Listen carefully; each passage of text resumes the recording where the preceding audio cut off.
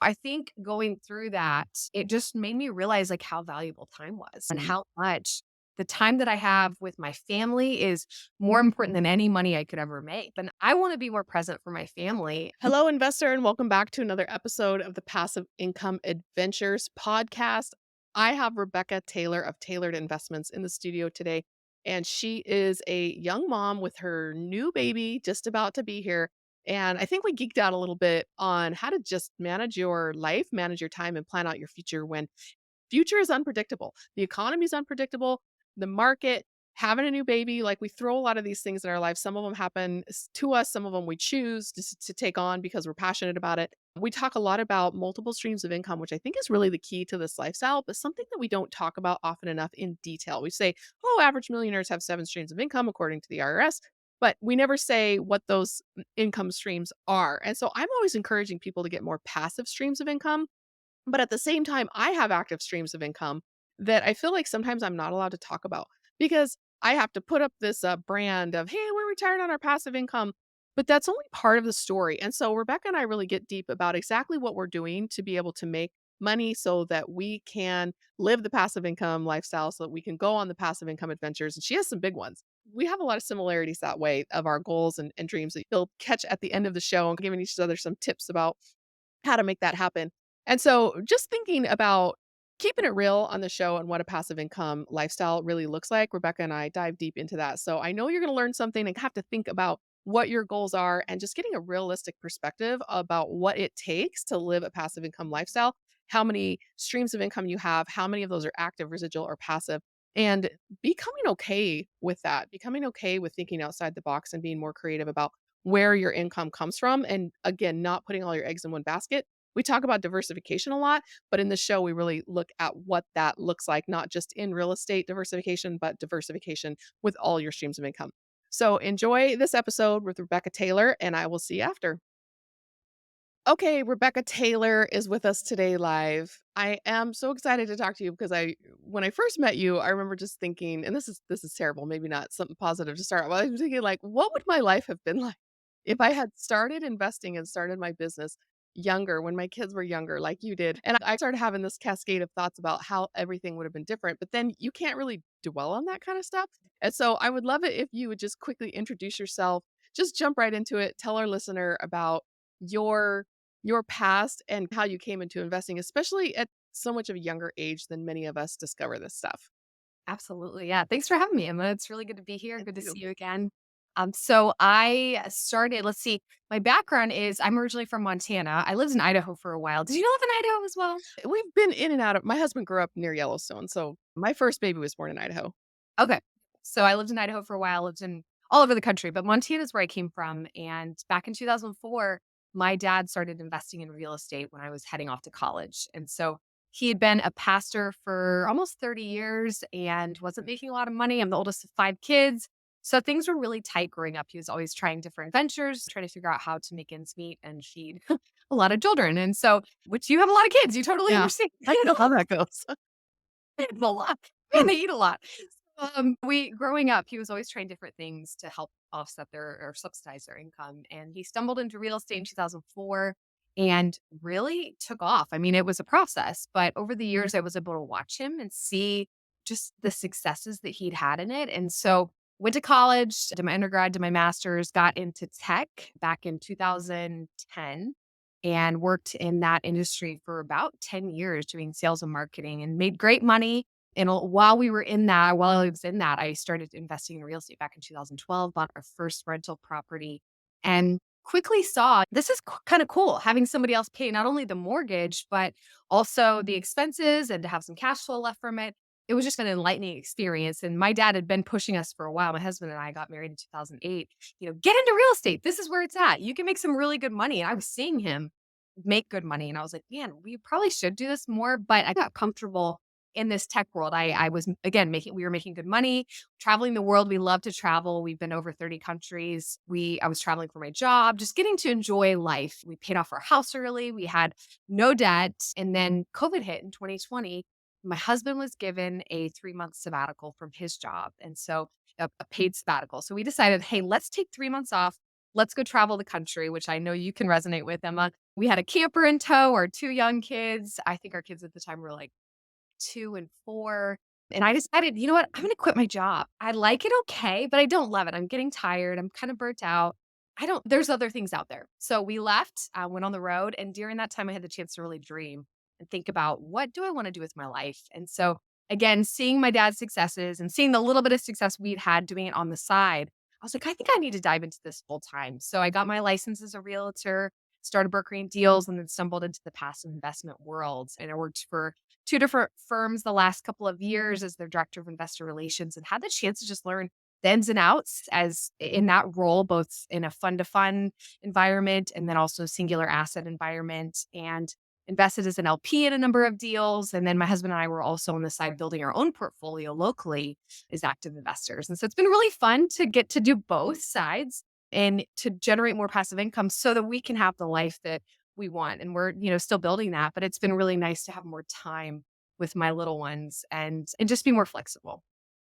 Okay, so a lot of people will tell like these stories about how I was raised in foster care and then my mom was, I was in rehab or these kinds of stories, right? These rock bottom types of stories, but I've never really felt like I had a rock bottom moment like that other than like my husband getting laid off like again, right? So like how am I going to keep this ship afloat with just my little photography income? And so that was like my rock bottom moment, but a lot of people have the moment that I had where their sole income, especially when you have a large family, your sole income earner gets laid off and it happens again and again and again, and they don't ever really make any changes to get more than that single stream of income. It's incredibly risky to have just a one stream of income. And I can't really explain what happened when I hit that moment, why it was different, why it was like, hey, this is rock bottom for me. And I was super motivated to make some changes. But your story coming from like you just saw somebody doing something and you saw that it worked and that helped you make that shift, but a lot of people see that.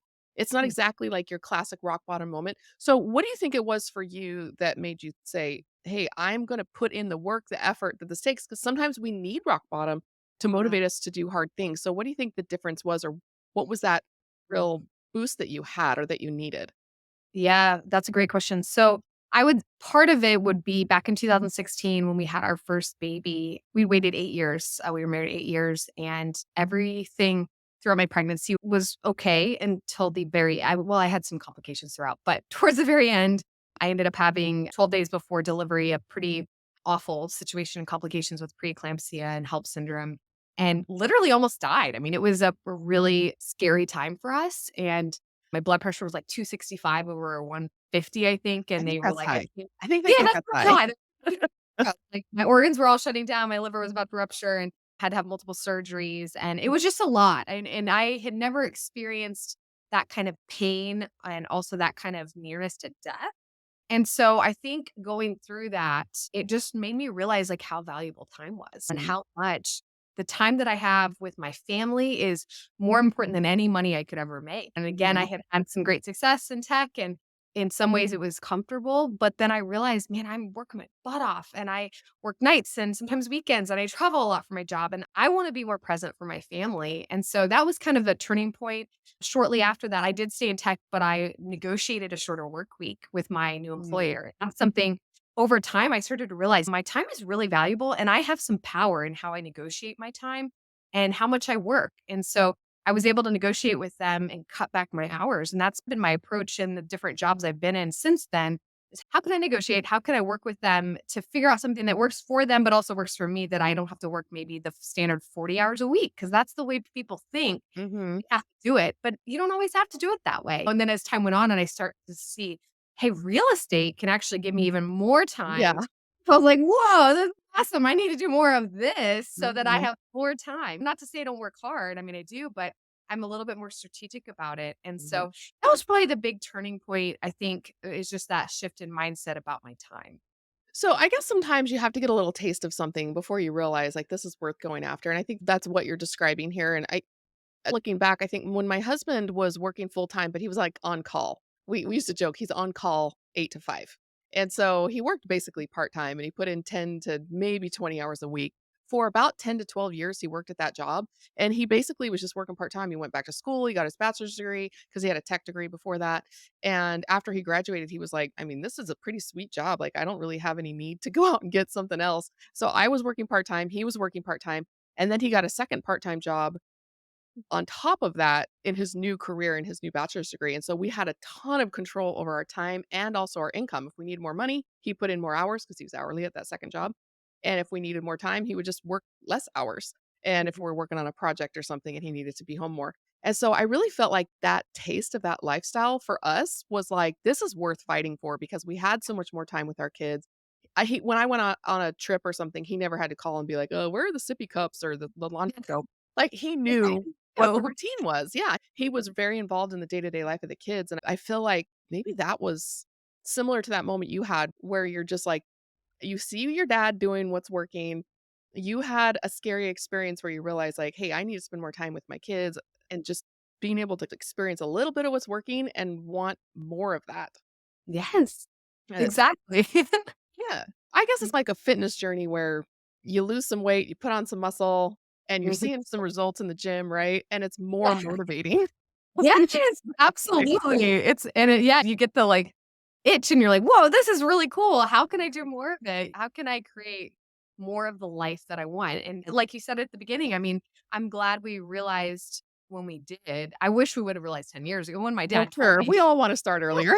My Yeah, 17-year-old nice. feels like she should have started earlier. Yeah, exactly. But I still think like, hey, we have a long time till we're retired. Maybe we Mhm, can do that earlier. Like maybe we can. And again, I don't think we'll stop working. Like we like mhm, working, but mhm. we'll just work when we want to work. Like you said, having just that you can decide. It's so nice when you have that control and that freedom. Yeah, yeah, makes a huge difference in the way that you approach life in general, and you said something that kinda reminded me of that, so let's go back to your sales and marketing background in the tech industry, and when you first decided, "Hey, I need to learn more about real estate," most people are like, "Let me go get my real estate license," and Mhm. for me, it's like, now you know a lot about contracts, but you don't know anything about investing, so you took your sales and marketing background, which I think is one of the most, if not the top skill that real estate investors need to have because we need to raise capital to do bigger projects. And I feel more limited by the amount of money I can raise than for what I can actually do in the real estate space. It's just as much work to manage a 10-unit building as it is a 300-unit building. Yeah. Honestly, it that's the shocker. It takes Mhm. almost the same amount of time to put the deal together and manage the deal after the fact. So I feel like that sales and marketing background is super valuable. So instead of just going out and getting a real estate license, you said, I'm going to go work in investor relations and put that sales and marketing thing to value in what you're actually working on. So tell me about what those jobs looked like for you. Were you doing them part time in addition to your full time, or did you really jump ship and go off and do that? Talk to me more about taking the skills you have and Yeah. applying that to this new thing. Absolutely. And let me just preface it by saying for years, I mean, again, we bought our first rental in 2012. I had been listening to Bigger Pockets when they Mhm. first started. I remember hearing you on Bigger Pockets Oh, yeah. years ago. Like, and so that was super helpful. I was reading a lot of books. I mean, we were always educating ourselves on the side, but it was just the slow. Again, I wish we would have jumped in a little bit harder early on, but we were getting to learn slowly as we went and managing, our property there at the beginning and just taking those slow steps. It was really helpful. But then once, like I said, 2020 hit, we're like, okay, I'm jumping ship. And I did get my real estate license and was doing that. But then once I connected with the group that I was first, it was called Wellings Capital, Paul Moore, you might have met Paul, but that was really helpful. I went full time with them and was able to really learn the ins and outs and utilize my sales and marketing background because it was so important. Like you said, raising capital. I mean, it's so foundational to be able to get a deal done and then to be able to handle the investor relation side because if your investors aren't happy, if you're not communicating with them, they're not going to stick around and keep investing in your deals. And so, yeah, I was able to do that full time and get paid to learn and to add value to the company. So it was really, really helpful.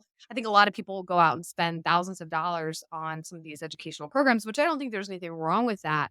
But man, if you can go and join a team and learn from them, there's something to be said about that. I think it's just phenomenal to have that education from other people that have been around a longer period of time than you have and have some amazing experience to share. Yeah, I think that signing up for a program is definitely a great thing to do, but I think it's important to have realistic expectations about what that program's going to do. There are no secrets, everything's for free on the internet. What you're looking for is that push to actually go do something and take action with a network of people who can help you do it. And how many times has someone called me who's never done a deal before and said, "Oh, well, I signed up for so and so's course and he said he'll do my deal with me." Like, no, he gets his pick of the best deals because all of his students are bird dogging for him.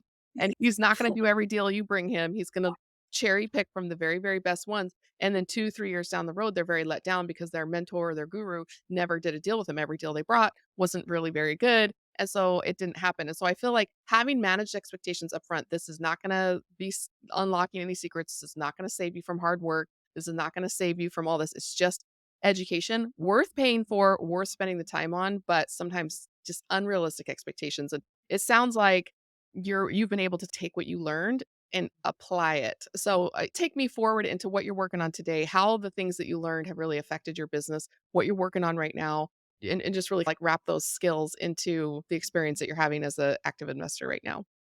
Absolutely.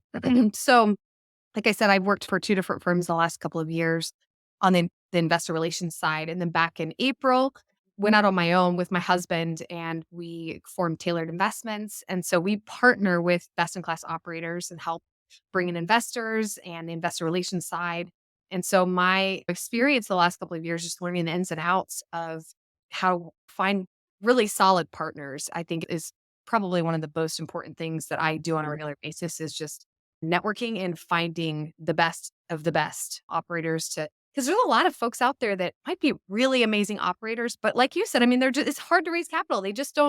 They don't have time to do it. They don't like doing it. They don't want to have to interface with investors on a regular basis. They want to be managing that property and Yeah. I love maximizing. that kinda operator.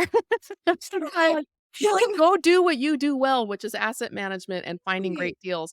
And sometimes the best capital raisers are not the best operators. They can convince Exactly. you that they are, but it doesn't usually go together.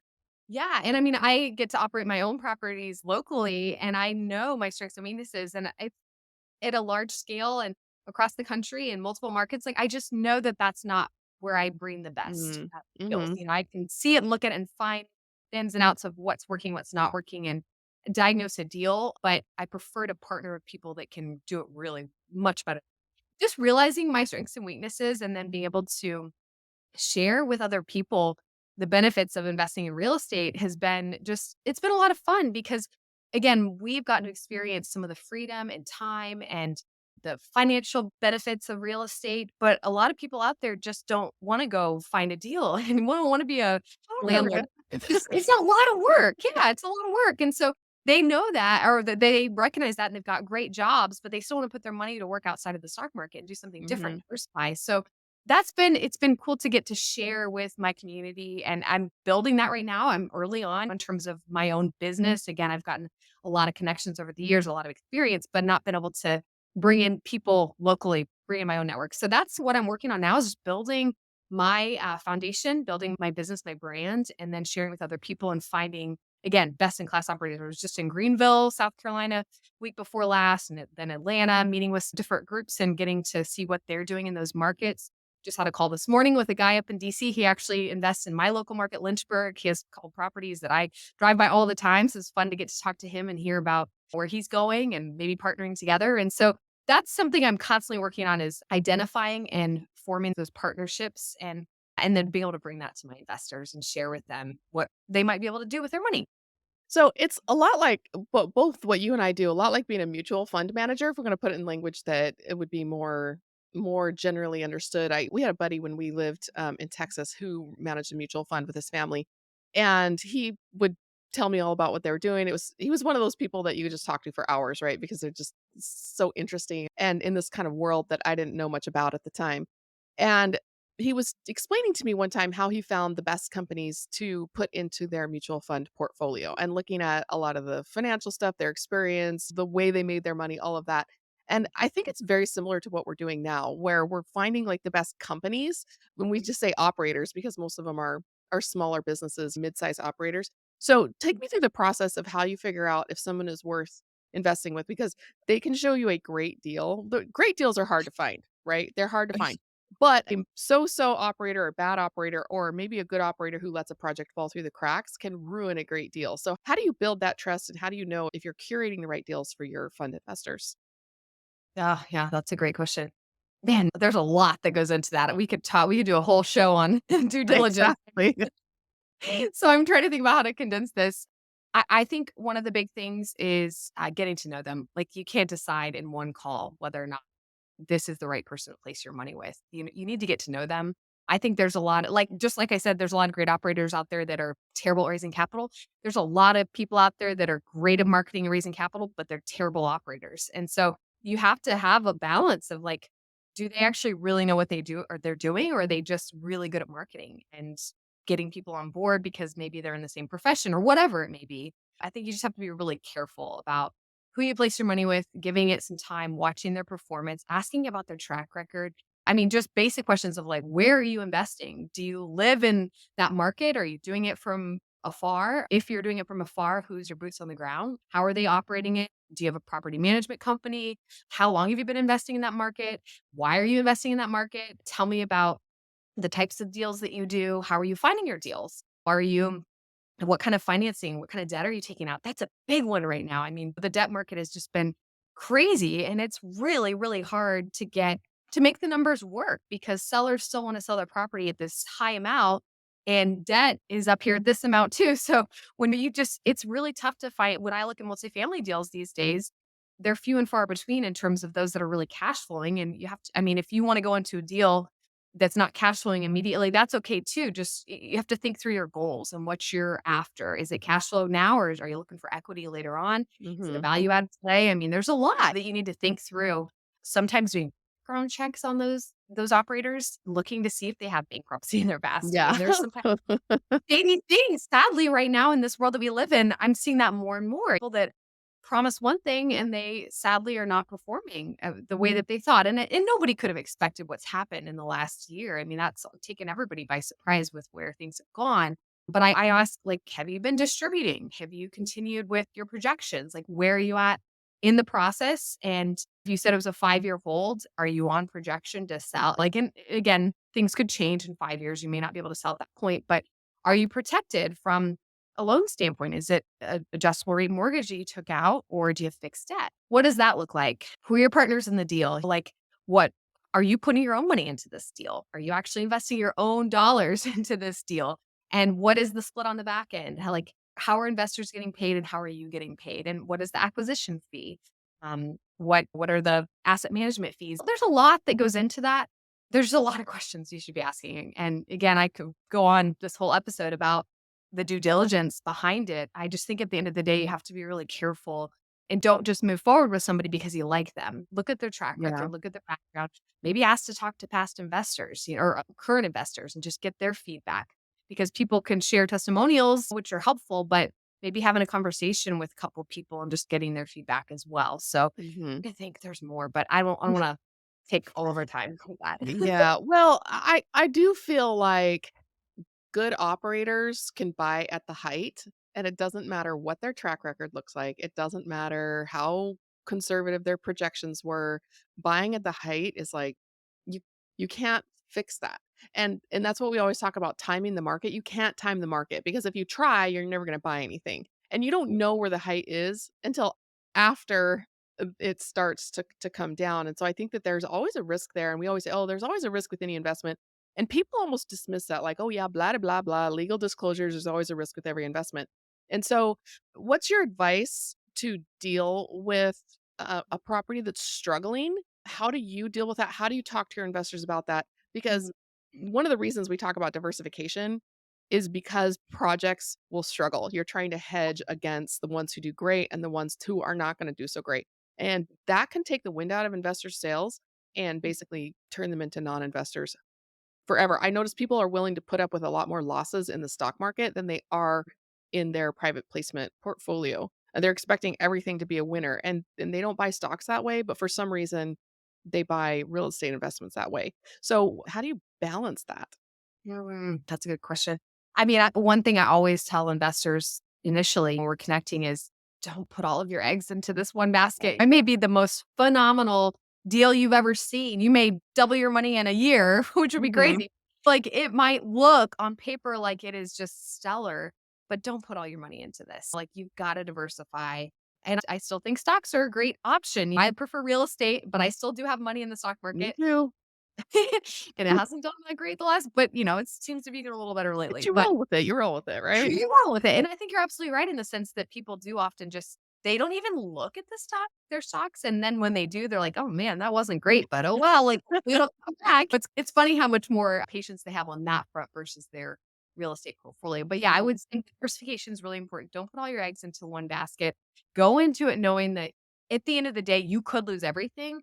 But I mean, I think again, looking at the operator and seeing like what's their contingency plan and how are they going to protect your principal? Because that's the most, you want to protect your initial investment. And so what are they doing to protect that? Like how much margin are they giving themselves? Like if rents drop below this, are they still going to be okay? If interest goes up above this, again, do they have adjustable rate Yep. mortgage or fixed rate? I mean, and both, there's a place for both of them. I'm not saying that you should never have any adjustable mortgages, but I think that just looking at the ins and outs of the deal and then the person behind the deal, the group behind the deal, just Mhm. understanding what their contingency plans are, how much risk they're taking on. Are they planning for the worst? And again, I think a lot of people the last couple of years unfortunately didn't plan for the worst. They hoped for the best because we had been seeing the best for so long. Mhm. People were just killing it. No matter what you bought, you were doing really well with that. So I Yeah. think just being more prepared and cautious is important. But again, knowing that like there are some really awesome opportunities out there on the real estate front. And if you never take a leap, then you're going to miss out. Like they always say the best time to buy real estate is now. Obviously, we Mhm. want to have done it in the past, but now is the time. So there are deals to be had out there. You just have to not be scared and just get with people that know what they're doing and have that experience because I think you'll be really surprised and encouraged as you get into it more and more. Mhm. Yeah, it's like that bad trope where people are like, "Oh, I put all my money on this ship and it sunk." Right? And now my whole family is poor because it's like they all had to go out and find work as washerwomen or whatever, and that's like the basis of every bad movie, right? That somebody invested something and lost it all on a single investment, and yet I see people continue to do that over and over and over again, and so I feel like being able to balance the 2 sides of the personality. Some people are like, "If I trust you, I'm just gonna throw my money in there," right? And then you have the other extreme where it's like, "I'm gonna." You're talking about a lot of questions to ask and a lot of things to check, but most people would be listening to that, especially in early days of researching, and be like, I mean, what does it mean that it's low risk? How do I know if it's conservative underwriting? They all say that they have conservative underwriting. Do they really? Like, I don't know what to look at." And so that analysis fear prevents any action at all. So balancing the look before you leap personality with the I'm just paralyzed because I don't know what I don't know. And coming in and just saying like, just pick a deal. Just pick Mhm. one, pick two, pick three. If Mhm. one burns you, don't let that put you out of the race. People are like, "Oh, I lost everything in 2008." We're going to be hearing people say I lost everything in 2023 for sure. This is Right. 2009 is coming back. It's our opportunity.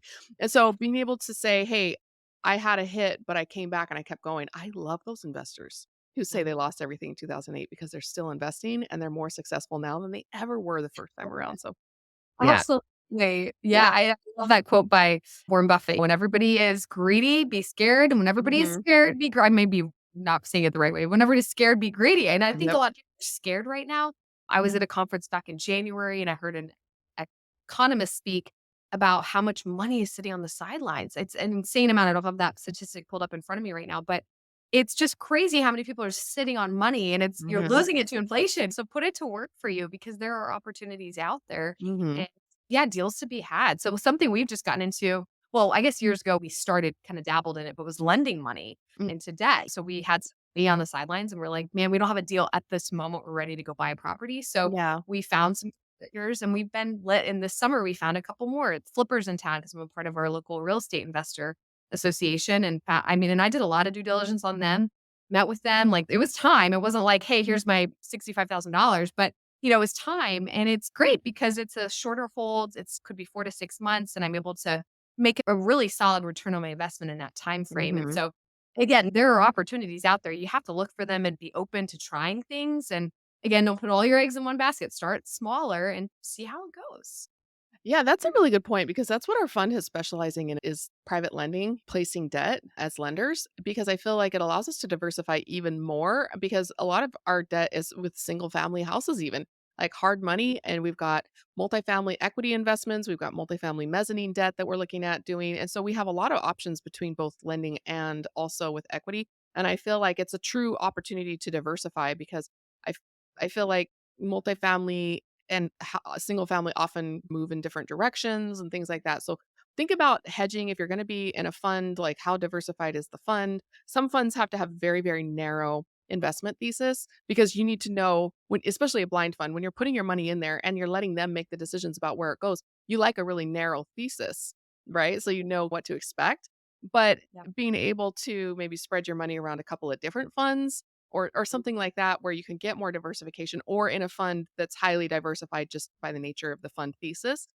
I don't know, how do you feel about I feel like over diversification is extremely time consuming, Oof. and I've heard diversification will guarantee you mediocrity because you're missing out on the great ones, but you're also missing out on the worst ones. So, where do you fall along that line?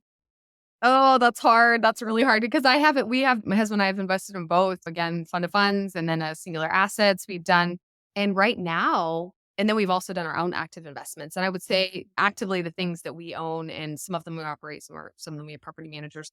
Those are probably cash flowing the best, but obviously they're the most amount of work. So Yeah. I didn't want to keep doing all that with everything. I would like to have more some passive investments as an LP because they are really nice to just set and make some income from. Yep. I will say like the fund of funds that we've invested in his is clockwork every month. Yeah. We're getting, which is really nice. It's Yeah. consistent. Rely on that. Now, when I do the math and look at the IRR, I don't feel like it's as strong, like over a 10-year it's a 10-year hold, Mhm. um, but it might end up performing even better than they are projecting. So, compared to, like, the singular assets where they're projecting some bigger numbers, time will tell. I don't know. Like, there and some of those have slowed up on their distributions. They may not be Mhm. distributing at all. So, Mhm. I appreciate very much the constant flow from my fund of funds, whereas again, the returns might not be quite as stellar, but I think it's just more stable. It is more diversified. It's less risky. So I think it really depends on what you want as an investor. Like, what's important to you? Are you looking like, do you have more time? Are you younger and you have really big goals and you're also okay with some big risk in that? Or do you want something a little bit more stable that's consistent and is going to put your money to work into some different places where you don't have to go find somebody to loan it to and you don't have to go find a multifamily building? That's really nice. It's nice to be able to find a place to put it in the right partner so that you're getting a lot of those benefits. Again, your returns might not be the most crazy that you've ever seen, but they might be really good in the long run in what you need for your phase of life and having again that consistent cash flow. I guess I don't feel like I have a good answer for you because we're going to need to do both. And I again, my active investments have been great because I that's helping sustain our lifestyle. Whereas some of my passive investments, especially on the singular side, have that just been okay lately Mhm. from the ones I invested in years ago. So I think it all depends on the investor and what your goals are and being clear with that and also being just honest with the people that you're working with too and clear like this is what I want because if you're not clear with them, they might think that you want something different than you really do. Yeah, well, we really had to come into that realization ourselves because when I first started investing in 2018, my husband had a great W-2 job. He had just been laid off, and so I knew that all jobs have a like a time clock ticking away. Like, when's the next layoff is how I started to think after, like, what was that, like the third one? I just felt like it's time to really think about how to just build up our pile of money. And I knew active investing for me was how I was going to do that because when you're working at something, you're going to get the best returns when you are an expert in something. But then as I realized, okay, we're starting to build up a large enough nest egg that we could convert these high yield investments over to more reliable cash flowing investments. And that process of unlocking equity and being able to place it in something that's cash flowing is taking a long time because you got to liquidate, you got to sell stuff or refinance or whatever. And sometimes refinance, the numbers don't work. And so that process of figuring that out and then taking steps to do it has been really more time consuming than I thought it was going to be. So when you and your husband are basically relying on multiple streams of income, but there's no 9 to 5 coming in, like Let me preface, my husband is still in a W-2 right now, so he is not fully he's working on our business with me, but he's also on Mhm. a W-2. So, one of our goals, which I think we'll talk about in a little bit, but is eventually for him to be able to be full-time with our business. But he enjoys his job, and it is nice Mhm. having that steady income. So, we've been able to replace my income with our Yes. investments. We're working to replace his. Yeah, that's basically where we were. Like, my investment replaced my income pretty fast because I was a photographer, a graphic Oh, designer, wasn't really and I was part-time, so I wasn't really making that much, but getting to replace his income was a much bigger process, and looking at lower returns, it's funny because the first time somebody brought a real estate investing opportunity to me, it was when we still lived in Texas many years ago, and he wanted us to give him a hard money loan on a flip that he was gonna do, and definitely knew what he was doing. He's a good friend of ours. He was a full-time investor, like, lots of track record, lots of experience from a well-known kinda guru real estate investing family, and he came to me and he said, "I'll give you 10%." And he didn't even talk about points. It was basically 10 and 0. And I was like, "Well, that sounds really risky. 10%, that's a lot." Like, I don't think that I and now looking back, I'm laughing at myself because I can do so much better than 10 and 0. Even on private lending, 12 and 2, 10 and 2, yeah, things like or 10% and giving the points to somebody who finds me a great loan. yeah. Right, who finds me a great opportunity so I don't have to underwrite all these opportunities and vet everything out. And so sometimes the returns, what we consider like, "Oh, they're not great returns," it's only because we're comparing it to what we know is possible, right? Like 10%, "Oh, sounds too good to be true, better not do it." So I passed on that. And looking back, like, that was low for what hard money was going for. I just didn't know. And so sometimes we have to remember when we're talking about returns that are just so mediocre average, are still actually really great. If I was doing a project that had like a 14% return after 5 years, would I be happy with that? Not really, right? But it's so much better than the other things I'm investing in that I think that my perception is a little skewed. That's true. That's a really good point, and I think I mean, again, the last few years, you've seen people that are projecting like 22% IRR, whatever, and it's now things have changed. Like you have to think a little bit differently about Mhm. the environment that we're in. Not to say you can't still find some stellar deals out there, but I would be questioning a little bit more some of those projections with where we're at. Yeah, I think you just again, due diligence is really important. Yeah, dollar cost averaging is a thing in real estate investing, just like it is with the stock market investing. You get in an S&P 500, it's working the average, you just DCA into it, whether it's high, whether it's low, just stop looking at it so much. And that's what I practice in my real estate investing as well, is just stop looking at it so much and just have faith that over time the process and the market will work things out. If you're looking at every win and every loss, yeah, you could drive yourself a little bit crazy there. That's so true. Yeah. Absolutely, and that's the beauty about real estate. I do feel like over time, hopefully, and for the most part, you're seeing appreciation in your favor. You're seeing rents go up. You're seeing like if you're maintaining it and keeping good tenants in there, just the again, basic skills Mhm. of operating a property. Hopefully, you're going to end up well. I mean, it may not be again like that crazy 50% IRR, but it might be really solid for and you're getting some tax benefits. You're getting that That's passive true. benefit. There's a lot. There's a lot more I think versus like going into the stock market route. Yeah, and I find that I get great tax benefits from the depreciation when I'm in an equity investment, so profit sharing, all that. But when I'm in a lending, I'm not getting tax benefits from that. So those are the kinds of things we put in our self-directed IRA because that is a tax advantaged account. And so being able to take those taxes into account and play different strategies for different types of investments has really been like the third leg of our stool that I don't think we realized how much money we were going to literally make with taxes. I mean, it's not just saving money on taxes. In my case, like, we're getting paid to provide housing. Yeah. The government's kinda paying us with these tax incentives to provide housing, and that's been suddenly taxes are a lot more interesting than they ever were Yeah. before. Right. Yeah, I'm actually reading a book on taxes right now, so it's funny that you say that. Yeah, it's so boring when you first start. I'm like, "Oh, people say I could save a lot of money on taxes," and it was boring, and I couldn't even pay attention when an interesting presenter was talking about it, and now I'm, like, taking notes, I'm raising my hand, I'm like, "Oh, this is the most interesting thing ever." And so once you start to see results from it, it gets a lot more interesting, so well, I don't wanna ask you to look into the crystal ball because nobody has one, and we're not even economists, right? And so I don't wanna get too much into, like, where the future of real estate and future of the market is going. You have some really big personal changes coming up in your own life, but also watching that market cycle. We don't exactly know what's gonna happen yet, but everybody's predicting, like, 2025-ish is gonna be like our 2009. And so take us into the future a little bit, how you're planning ahead, how you're hedging your to protect against losses, things like that, how you're getting set up to take advantage of some of the things that may be coming up and how you're balancing that with the big changes you have going on in your personal life coming up? Yeah, that's a good question. So I shared this with them at the beginning or before this podcast. I'm expecting a baby in a little less than a month, and so our third, we're excited.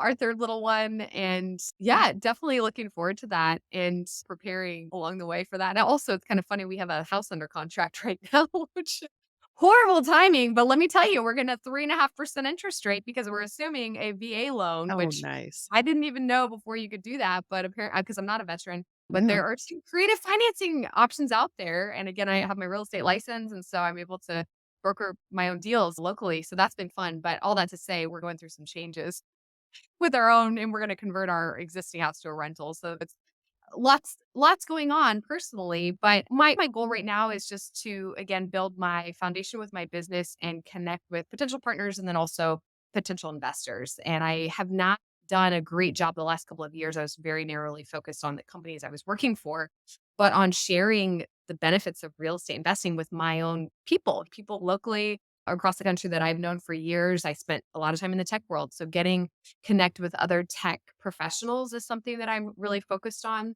I really want to help them find these ways to have more balance, healthy balance in their life because you can make all the money in the world and it's nice, but at the end of the day, if the rest of your life is in shambles and you're unhappy, you're unhealthy, you don't have time to like be with people you love and do the things you love. Again, for us, it's like traveling and giving back. We're involved in our church.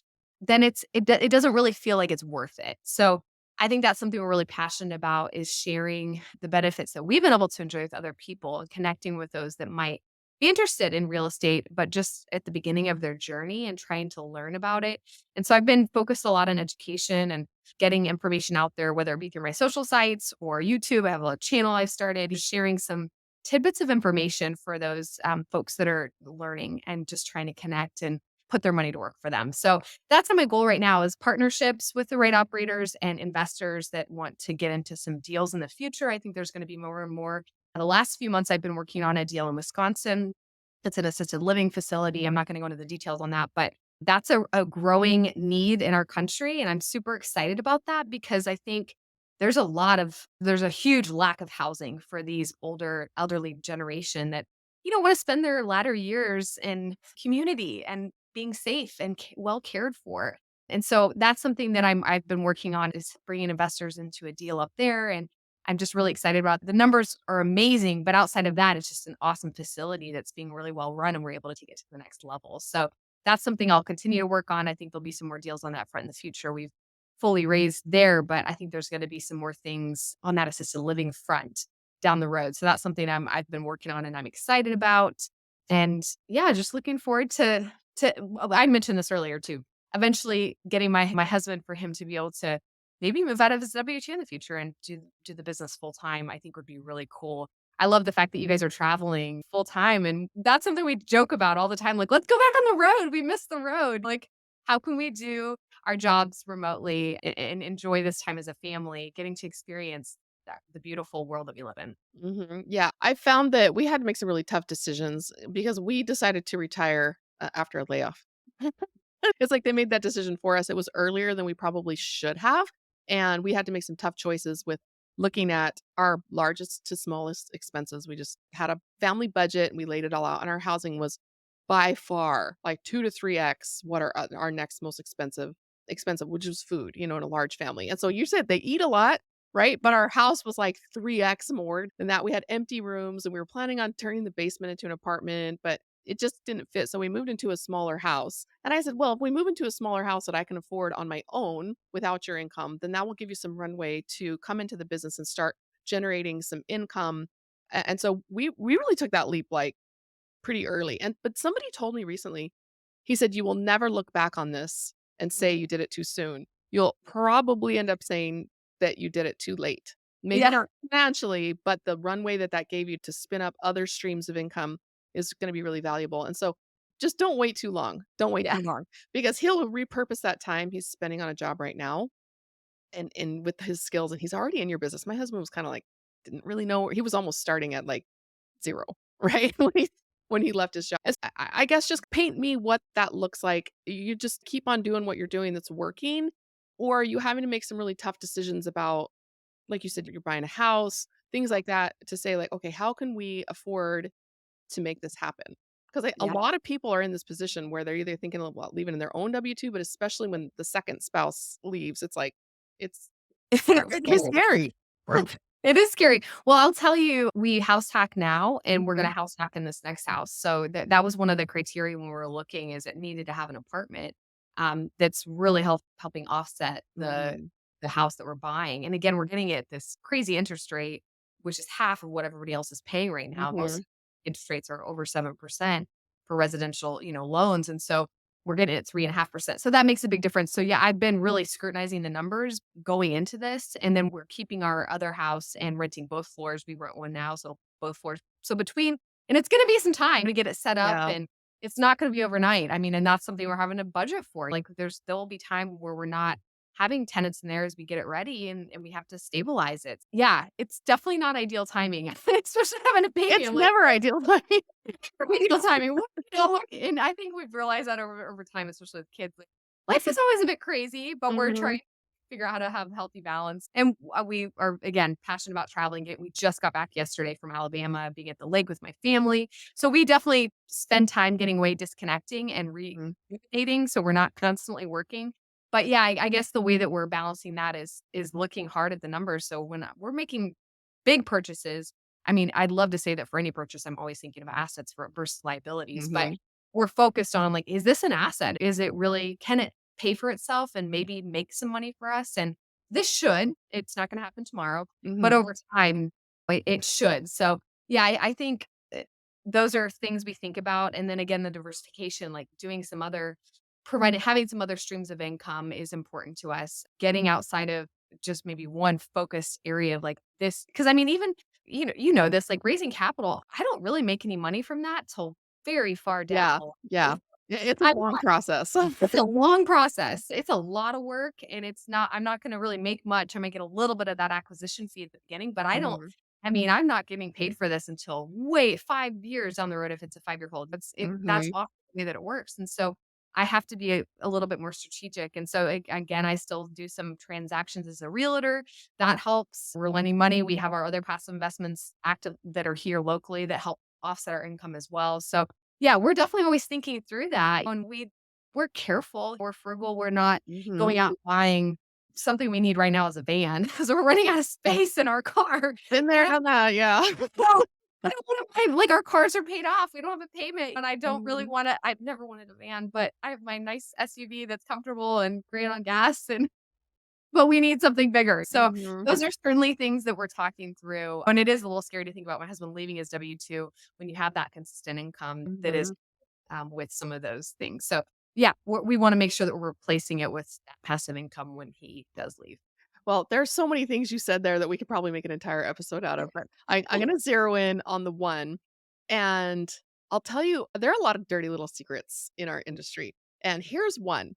We always talk about having multiple streams of income and how important that is, and we're not telling people, "Leave your W-2, retire early." Just add a passive income stream, not just active income streams, add passive income stream. Yet, when we as investors who love passive income talk about our active income streams, it feels like the dirty little secret. Right. So, somebody asked me recently, "So, if you're retired early on your passive income, why are you still working?" Like, Mhm. it's really like, how many streams of income do I need to keep this ship afloat? How many of those can I make passive? How few of those can I make active? And the ones that are active, maximizing the potential of time versus money that I'm spending. And we don't like to talk about our active sources of income. We feel like having a W-2 is almost like, oh, we still got a W-2. Well, one of us still has a W-2. Or I'm still doing some real estate transactions, or I'm still doing a side hustle, or house hacking, or those kinds of things. So I think it's really important to go out there and share like multiple streams of income means multiple streams of income. And we're cobbling together a lot of different streams to keep the whole thing together. It's like a ship on multiple waves, is the way that I like to look at it. So tell me a little bit more about that when real estate investors are talking to each other or talking to potential investors, how we feel about our streams of income that don't exactly tie into the Mhm. thing that we are most marketing, the thing we're most sharing, which is passive income through syndications. We have a lot of streams of income.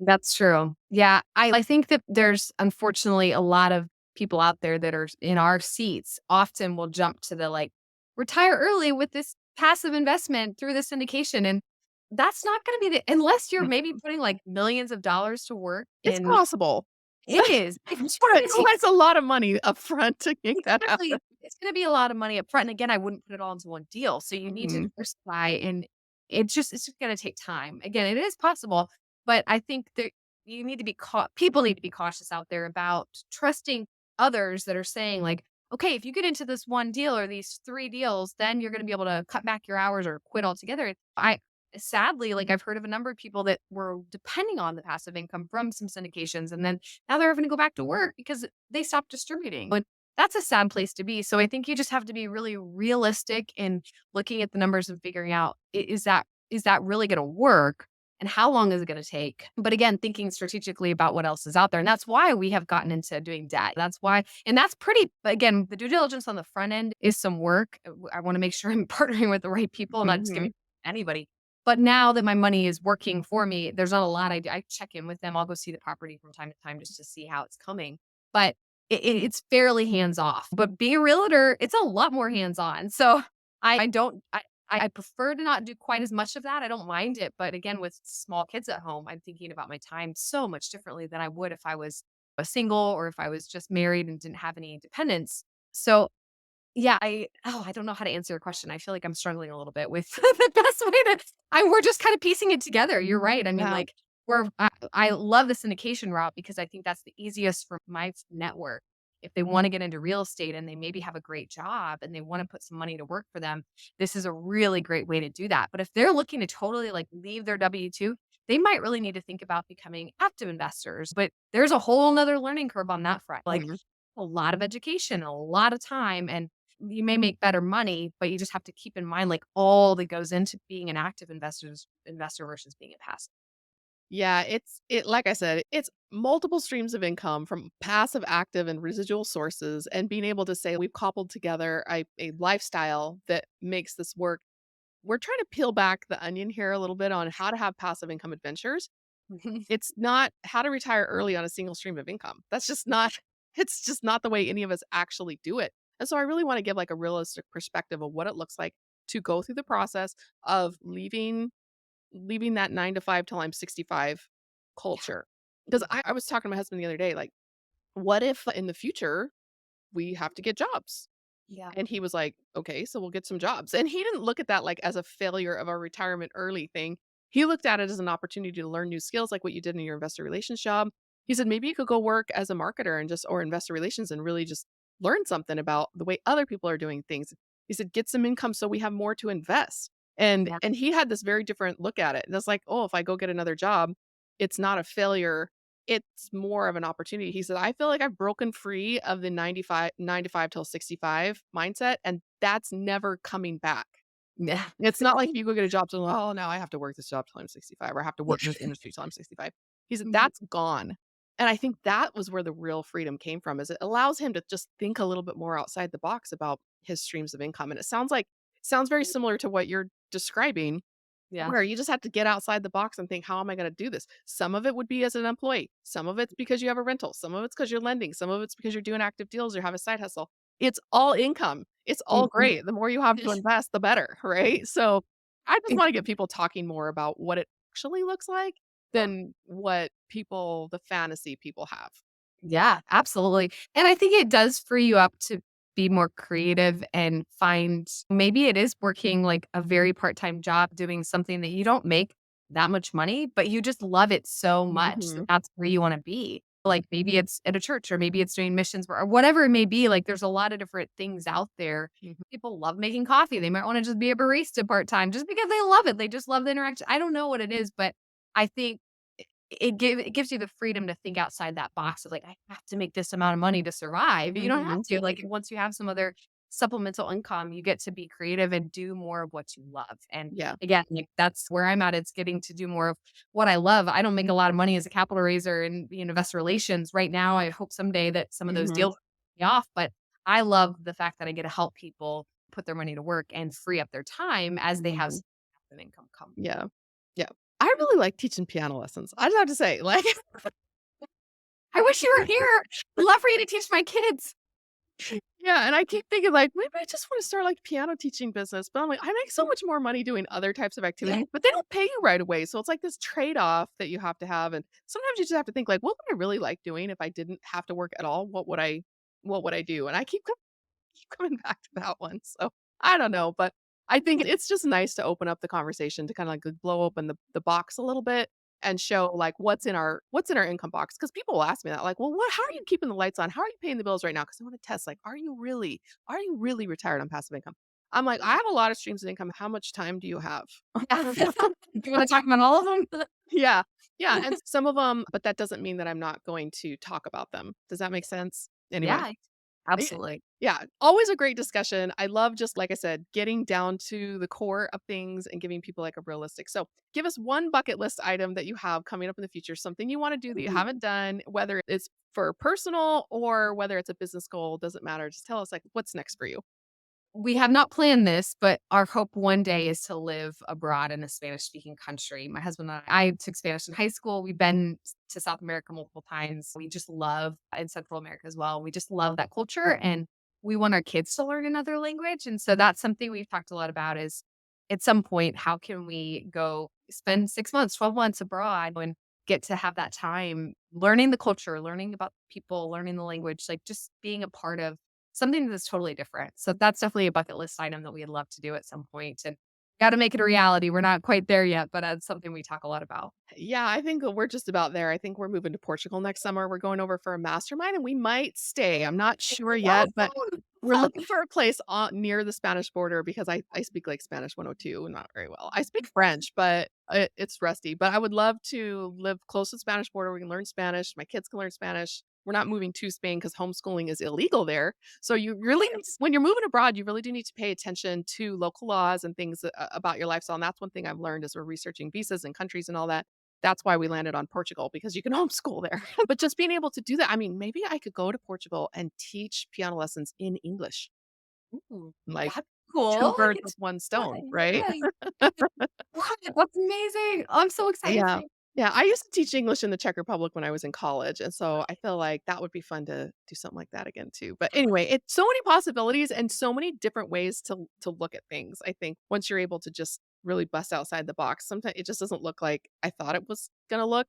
I had the same kind of delusions myself, and now living it, it's definitely revealing a different story. So that is a great goal. Your kids are young enough, like just do it. Just do it. Like when you're talking about buying assets versus liabilities, our RV was totally that way. Like, I was just looking for a really good deal, and it doesn't work for us or our lifestyle. Like, the beds aren't quite, it's just like floor plan wise, it's not the best choice. But it was such a good deal that we'll be able to turn around and sell it at least what we paid for it, probably more by Yeah. driving it to Florida and selling it there. So you start thinking about everything like that. Like, we're gonna sell this RV, we're gonna make a little bit, and that'll pay for our airfare to Portugal or whatever. And just Yes. just stick it on the dream board and just do I it. love we Yeah. did that actually with our when in 2020 when we Mhm. traveled with our camper, we did our little trek around the country and ended up in Arizona, and we sold our camper for more than what we paid for it, Yeah. and I was like, "We just used it for months and basically for free, we used it and made money," it was Yep. amazing. Yep. Little bit up front, clean it, make it look pretty and sell it. So like I said, I was just looking for something like, how are we gonna be able to make I'm like, I can't buy a depreciating asset. Like in my head, I was just like not able to do it. So we're constantly trying to add value, but depreciating assets like trucks and RVs, that's been a real challenge mentally to see like, okay, how are we gonna make money on this? And maybe we'll lose money. I know, it's hard, but also you have to think about, like, the memories you're making and the Mhm. fact that this is, like, adding value to your life. Yeah, it's like the airfare. Like our airfare to Portugal, they were not making money on that. We're definitely losing money on that, but we just accept it because Yeah. it's an expense, right? It's different when you're buying a so-called asset that's going down in value. It's just like the mindset that you have to shift around. I'm like, just buy the RV that has enough beds for your kids. Yeah. No, I can't do it. I can't do it. Anyway, that's gonna be so fun. Let me know when you get to that point because you have a new baby coming, and it'll probably Yes. be a couple of years, but by then, hopefully, we'll have some advice to pass back Yes. from our experiences. So, Please do. I'm so excited for you and your journey. I can't wait to hear more. yeah, fun. Oh, so thank you so much for coming. I don't know. We just had so much in common the first time we met that I was like, I need to get you on my show. So appreciate you sharing your journey, keeping it real, and sharing your excitement and all of the good things that are coming. And congratulations on your baby. Congratulations on your new house, especially since it's a house hack. I'm very excited for you about that. Yeah. Yeah, good things coming. So, how do people get a hold of you? And most importantly, I always ask, why should people get a hold of you? Yes. So my website is Tailored Investments, which is my last name, Tailored. Yep, there we go, right there. Tailoredinvestments.co. So definitely reach out to me there. There's some links as well that I think Emma's going to share with my link tree. So if you want to follow any of my social media sites, that'll be there. And then my Calendly link, I would definitely recommend getting on my calendar. Let's connect for 20 or 30 minutes. I'd love to learn about your investment goals. I'm especially passionate. I said this already, but helping moms and families that are trying to find a good balance of their life, and whether that be cutting back at work, negotiating a different schedule, adding in some passive income streams, just thinking through their investing, not only financially but holistically, is something that I'm really passionate about. Is like, how do you invest in all areas of your life so that you're in a really good place and just having healthy balance? And so, yeah, if you're interested in just connecting, I'd love to help on your journey. Not necessarily, you don't have to invest with me. You might invest with them or somebody else. I mean, but I just love to help and get to know you and see if there is a way that I can guide you. I'm pretty well connected in this industry. So I can point you in the right direction if there's a specific asset class you want to invest in, if you're interested in debt, whatever it may be. Like, let's connect and let me help on your journey. Yeah, I vote for invest in all of the above. That's one of the Yeah. reasons that we put so many people on this show who you listener, I'm talking to you now, that you can invest with because we're talking about diversification is important. It's not like, oh no, I don't want you guys to meet Rebecca because maybe then you won't invest with me. I feel like I'm here to provide opportunities for you to live the passive income dream and the passive income lifestyle. And huge part of that is diversification. And so definitely reach out to both of us after the show. We want to network with you. The point of doing the show is to network with you. And we would both love to talk to you after the show and see if we can help you with your goals. Little bits of advice from here, little bits of advice from there, little bits of money invested here, little bit there, multiple streams of income. That's how you keep this thing together. So thank you for sharing that message with us, Rebecca. And I really enjoyed this. Thank you so much for coming on the show. Thank you, Emma. It's so good to be here. You have an awesome show. So thanks for letting me be a part of it I today. appreciate it. Talk to you soon. Bye. I hope you benefited from that as much as I enjoyed asking those questions and just chatting with Rebecca about the lifestyle that we want to live, how we're going to be able to pay for it, how we're going to get our streams of income so that we can keep this together and make it work. And I think that if there was that one takeaway from this episode, it's just balancing life and balancing streams of income and just being creative about making it work and not hanging on to dreams about things that may or may not be realistic. One thing that we brought up after we got done talking was we were chatting about how our RVs are always breaking. And one of the reasons my husband didn't want to get an RV was because he grew up in an auto family. His dad was an automotive instructor at the college where we met. His dad and his two brothers who live in his hometown all have professional shops with hoists and air tools and the whole nine yards, right? And he hates working on cars, but he especially hates working on cars when he is in a roadside type of situation where he's on the side of the freeway underneath with his just tiny set of tools, and so he was really just like, "Oh, I don't know if I want to do this RV thing because I know that I'm going to be the one fixing it and getting in the mindset like if it needs a major repair, having to pay for that." He's like, "Oh, not wanting to pay for minor repairs because if he can do, he will do that." And so just giving tips about like how to survive and fix this RV because she had the same situation when they were RVing full time. It's part of the reality of RV life, but it's not what you see on Instagram. And so you'll see that on YouTube if people are like, how to fix the wiring on your trailer, right? But sometimes you just don't see that in reality. And so the goal of this show is to really share like the beautiful, the wonderful side of passive income and being able to go on more adventures, but also to share realistic expectations because this show like expects you to go out and actually do it. It's not just a feel good show. It's a show that says like here are the tools that you need, the mindset that you need to have and the realistic expectations to have so that you can make this lifestyle a reality. Because sometimes you get into it and you realize, oh, wasn't as good as I was expecting because we're unprepared, because we're looking at the Instagram version. And I think deep down, we all know that that's not reality, but we hope that it is. And so the goal of the passive income show or the passive income adventures is not to paint this life of idyllic type of family time and it's just regular life. We just have more freedom of choice on how we live it and we have more ways to bail ourselves out of problems if we have a higher income so that we can continue to be creative and keep doing our thing. So that's what I really hope you got out of this episode today. If you got something different out of it, please be sure to let me know. Find me on LinkedIn And just check us out on our website, risecapitalinvestments.co. If you want to invest with us, there's an invest now button, and schedule a call, ask us all your questions, reach out to Rebecca, reach out to me, just get started because you can't have passive income until you take the first step. Also, you can join our club that meets every Monday night, riseclubcapital.com, and it's a free group and we just meet and we look at deals. And whether you invest through the club or not, it's a great opportunity to get educated about what real deals look like, good ones, bad ones, mediocre ones, what we do to make our investment choices, and that'll help you get to know us a little bit better, but also be a great free educational opportunity for you. So I'm looking forward to see you in our club, and I'm looking forward to seeing you in our fund. If you want to get into private lending, we only do that on the fund side for accredited investors. So would love to have a conversation about adding that stream of income to your passive income adventure.